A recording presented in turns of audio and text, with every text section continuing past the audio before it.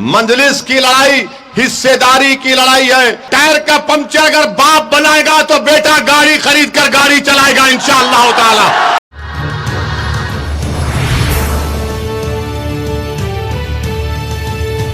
कि जब तक आप अपनी सियासी लीडरशिप को नहीं बनाएंगे, आप अपने मसाइल को हल नहीं करवा सकते। किसी कौम के लिए 50 साल एक लंबा अरसा होता है। आपने, हमारे बुजुर्गों ने 50 साल मुख्तलिफ सियासी पार्टियों का साथ दिया। हमने ज्यादातर कांग्रेस का साथ दिया, ये समझकर कि कांग्रेस हमारे मसाइल को हल करेगी। हमने कांग्रेस के हक में वोट दिया ये उम्मीद पर कि हमारे इबादतगाहों की हिफाजत होगी। हमने ये सोचकर कांग्रेस पार्टी की तायीद की कि वो फिरका परस्ती के जहर को बढ़ने से रोकेगी।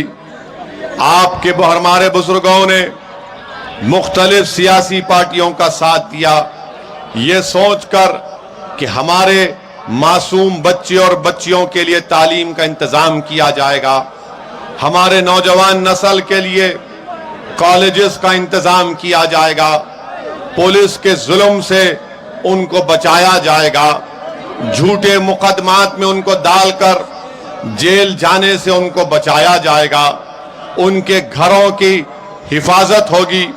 मैं आज आपके दरमियान में खड़े होकर बड़ी जिम्मेदारी से अर्ज कर रहा हूं कि इन तमाम चीजों पर आप खुद गौर करिए, सोचिए और उसके बाद एक अच्छा फैसला लीजिए। जब आपने बीजेपी को रोकने के लिए कांग्रेस को वोट दिया, तब भी भाजपा कामयाब हो जाती है। मेरे अजीज दोस्तों और बुजुर्गों, मेरी इज्जतदार माँ और बहनों, मेरे गयूर नौजवान साथियों, असदुद्दीन ओवैसी आपके सामने खड़े होकर ये बात आपसे अर्ज करने आया है और आपको ये समझाने आया है कि याद रखिए मेरी इस बात को, आप में और मुझ में इतनी ताकत नहीं है कि हम किसी पार्टी को सत्ता में आने से रोक सकते हैं किसी प्रदेश में। हाँ, हम में इतनी ताकत जरूर है कि हम मुत्तहद अगर होते हैं और मुत्तहदा अपने वोट का इस्तेमाल करते हैं तो यकीनन हम अपने नुमाइंदों को कामयाब करके उनको खंडवा की बल्दिया में या मध्य प्रदेश की विधानसभा में भिजा सकते हैं, ताकि आपके मसाइल की आवाज और आपके मसाइल को हल किया जाए, ताकि आपकी नाइंसाफी के खिलाफ आवाज बुलंद हो, मजलूमों की फरियाद जालिमों के सामने कर कर उनके जुल्म को रोकने की कोशिश करना है। और याद रखिए, जमहूरियत आपको इस बात की इजाजत देती है, लोकतंत्र आपको इस बात की इजाजत देता है कि आप अपने वोट से अपनी पार्टी के कैंडिडेट्स को, प्रत्याशी को, उम्मीदवारों को कामयाब कर सके। कल तक मजलिस मध्य प्रदेश में आपके दरमियान में नहीं थी तो आपको हालत मजबूरी में वो बूढ़ी कांग्रेस का साथ देना पड़ता था। आज मजलिस इत्तेहादुल मुस्लिमीन आपके दरमियान में है और मजलिस इत्तेहादुल मुस्लिमीन मध्य प्रदेश की सियासत को वो कांग्रेस बनाम बीजेपी नहीं चलने देगी। मुझे पूरा यकीन है कि मध्य प्रदेश की सियासत में एक तीसरे विकल्प का यहां पर एक बहुत बड़ा स्कोप है, मैदान है और मजलिस इत्तेहादुल मुस्लिमीन इंशाअल्लाह ताला आने वाले वक्त में मध्य प्रदेश की सियासत में एक तीसरी ताकत बनकर उभरेगी। मेरे अजीज दोस्तों, मेरी इज्जतदार माँ और बहनों, मैं आपसे अर्ज करने आया हूं कि आज आप खुद मेरी इन बातों पर गौर करिए और सुनने के बाद एक अच्छा फैसला आप लीजिए। आप मुझसे बेहतर जानते हैं कि मध्य प्रदेश में आप पहली जमात से 12वीं जमात में कितने बच्चे स्कूल में जेर तालीम है, तो गवर्नमेंट के आदादो शुमार और डेटा ये बताता है कि 1,60,00,000 के करीब बच्चे और बच्चियां फर्स्ट क्लास से 12वीं जमात में एनरोल्ड हैं। मैं पूछना चाहता हूं भाजपा के लोगों से, मैं पूछना चाहता हूं मध्य प्रदेश के मुख्यमंत्री से, मैं जानना चाहता हूं कांग्रेस के कमलनाथ से कि आप मुझ पर तो उंगलियां उठाते हैं, मुझ पर इल्जाम लगाते हैं। भारत में अगर किसी सियासतदान पर सबसे ज्यादा अगर किसी पर इल्जाम लगाया जाता है तो उसका नाम असदुद्दीन ओवैसी है। मुझे इन इल्जामात की परवाह नहीं है। आप और इल्जाम लगाओ, बल्कि इल्जाम लगाने की आपकी मशीनरी में और इजाफा कर दो। मगर मैं जो सवाल कर रहा हूं, अगर मध्य प्रदेश में पहली जमात से 12वीं जमात तक 1,60,00,000 बच्चे एनरोल्ड हैं, तो बताओ उसमें मुस्लिम अल्पसंख्यक समाज का, मुस्लिम अकलियत का कितना परसेंटेज है? तो आपको जानकर हैरत होगी कि इसमें मुसलमान का परसेंटेज कितना निकलता है।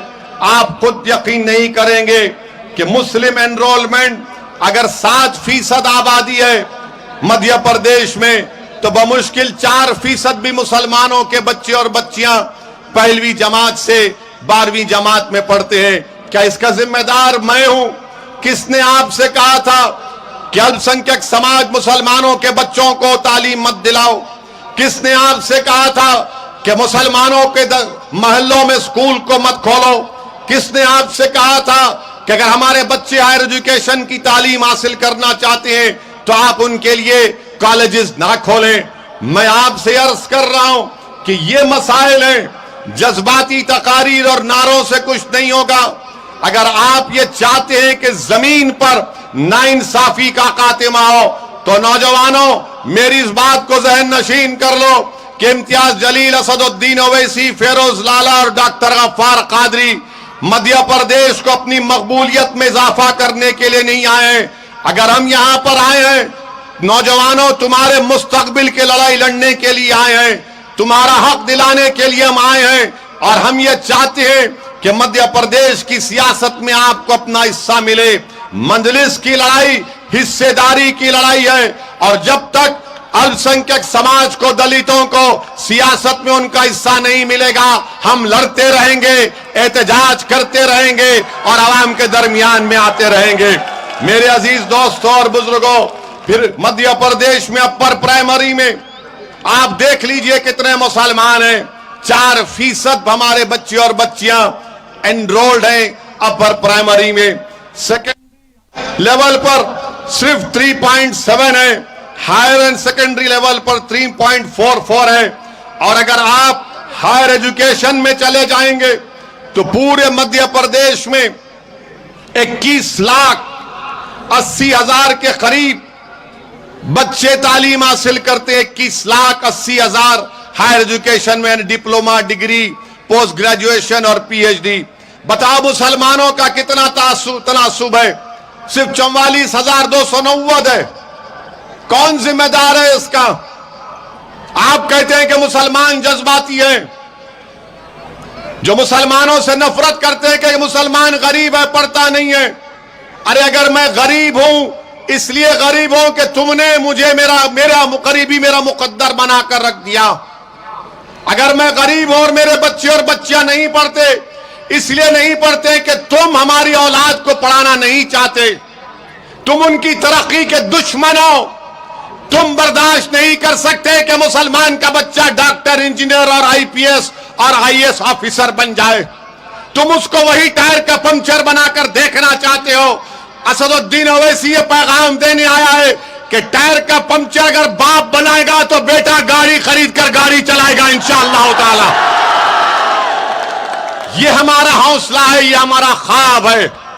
और जब हम ये बात को बयान करते हैं तो मुझ पर इल्जाम लगा दिया जाता है कि असदुद्दीन ओवैसी और मजलिस इत्तेहादुल मुस्लिमीन भड़काऊ भाषण दे रही है।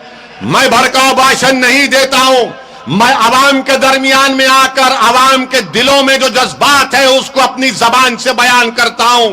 अगर कोई सोया हुआ है तो मैं उसको जगाता हूं। अगर किसी को अपना हक नहीं मालूम तो उसके हक की बात करता हूं। मेरा काम शऊर को बेदार करना है, मेरा काम नौजवानों को खड़ा कर देना है और उनसे कहना है कि तुम भारत में मध्य प्रदेश में दूसरे दर्जे के शहरी नहीं हो, तुम अव्वल दर्जे के शहरी हो। अगर तुम्हारा घर गिरता है तो तुम्हारे घर के एक एक ईंट की कीमत होनी चाहिए।